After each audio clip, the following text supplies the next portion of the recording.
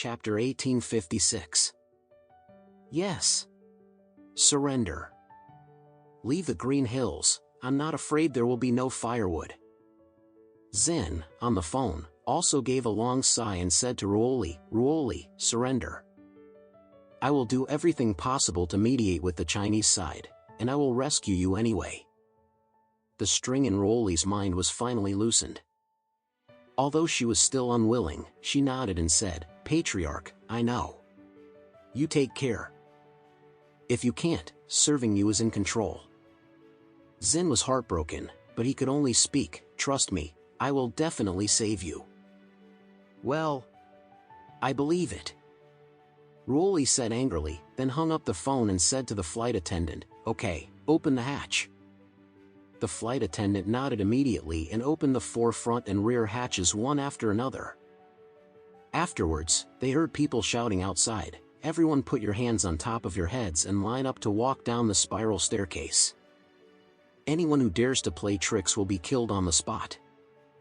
Ruoli sighed, stood up, and said to everyone with a sad expression, it is also fate for everyone to work together. I hope you can take care of yourself. After speaking, she raised her hands above her head and stepped out of the hatch first. Outside the cabin, the helicopter kept roaring overhead, and the huge wind blew Ruoli's long hair and clothes. Countless guns were pointed at her below, and someone shouted, come down slowly, put your hands on your head and let us see. Ruoli could only do so. The moment she stepped down the spiral staircase, she was also flustered for her unknown future. Because she didn't know what the end waiting for herself was. After all, she is the principal culprit. After being arrested, others will definitely confess her identity as the principal culprit. If nothing else, the death penalty must be waiting for her. Unless Zin can really save her, she will undoubtedly die.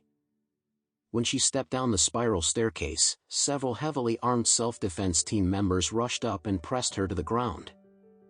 Then put her hands behind her back and handcuffed her in handcuffs.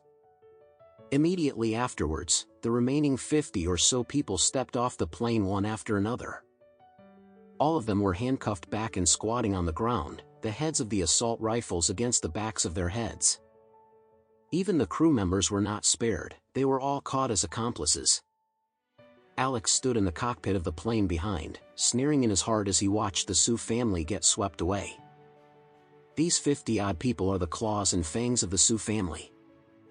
Now that they are all in the hands of the Chinese government, the Su family's vitality is greatly injured.